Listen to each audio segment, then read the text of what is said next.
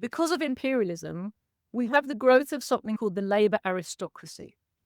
And that is a section of the working class that are receiving of crumbs from the table of imperialist super profits to give them quite a privileged existence. And they have a distinctly higher standard of living, higher wages than the bulk of the working class.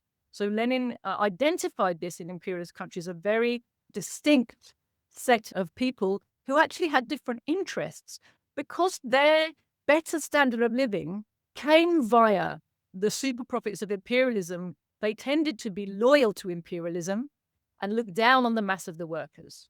Right? And what Lenin also identified was that the leadership of the working class movement around the turn of the century, if not earlier, had basically come under control of these people.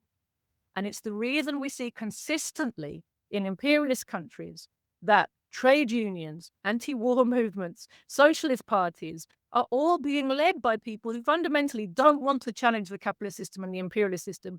And they keep the working class under control and they make sure that their activity doesn't lead to anything truly disruptive. And fundamentally, it's why our parties did a lot of work on this, on the Labour Party's role as a party of imperialism, right? It's sold to us as the party of the working class.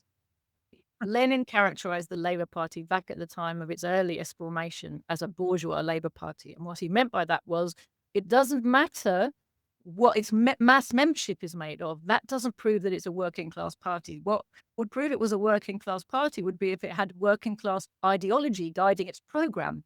And he said the Labour Party has a thoroughly bourgeois program. It's a bourgeois party for the bourgeois system. And that's something that really confuses people. So this left-right paradigm and kind of spectrum that we are presented with, very neatly curated to us, is the left to the right wings of bourgeois politics.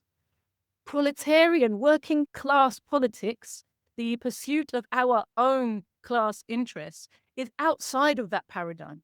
It's not inside, it doesn't fit in it. And that's why also it's not covered, right? You never will see my party getting referenced on the BBC. What they present to you as extreme left is Trotskyism.